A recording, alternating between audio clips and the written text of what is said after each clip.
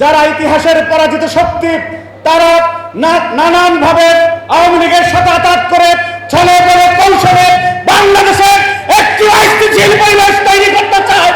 এই ৭১-এর পরাজিত শক্তি যারা যুগে যুগে বাংলাদেশের বিরুদ্ধে করছে, তাদেরকে বলতে চাই, এক বিন্দু ছাড় আমরা জুলাইয়ে দেই নাই, কোনোদিন দেই নাই।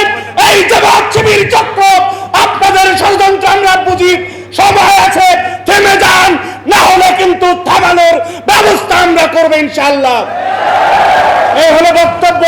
আর একটা বক্তব্য পরাজিত ছাত্রলীগের সাদ্দাম ইরানরা আজকে পরাজিত হয়ে ভারতের মাটিতে থেকে বড় বড় কথা বলতেছে, প্রত্যেকটা মুহূর্তে সুযোগ খুঁজতেছে এই আন্দোলনে, যেখানে কোন ধরনের কথা হওয়ার কথা না।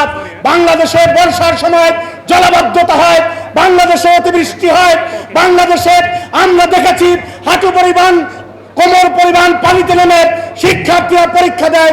তারপরেও শিক্ষার্থীদের কথা বিবেচনা করে সরকার সব ধরনের ব্যবস্থা নিয়েছে। 13 জুলাইয়ের যে পরীক্ষা স্থগিত হয়েছে, সেই চট্টগ্রামে স্থগিত হয়েছে। বাংলাদেশের অন্যান্য বিভাগের যারা 2-4 জন পরীক্ষা দিতে পারে না, সেই দিন পরীক্ষা নেওয়ার কথা বলা হয়েছে। পদার্থবিজ্ঞানের 2টা প্রশ্নের যে ভুল হয়েছে, সেইখানে পূর্ণাঙ্গ মার্ক দেওয়ার কথা বলা হয়েছে। তারপরেও যারা পরিস্থিতি তৈরি করতে চায়, তারা বাংলাদেশ বিরোধী শক্তি।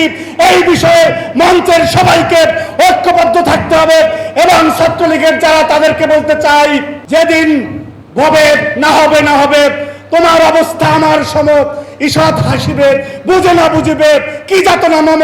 কত কষ্ট করেছি, কত গুম হয়েছে, কত জুলুম হয়েছে, কত অত্যাচার সহ্য করেছি, তোমাদের উপর দিয়ে কিছুই হয় নাই। যদি বাংলাদেশে আসতে চাও, তোদের রাজনীতির কবর ছাত্রদল গঠন ইনশাআল্লাহ। বাংলাদেশে ছাত্রলীগ নামে কোন সংগঠন ফাংশন করবে না।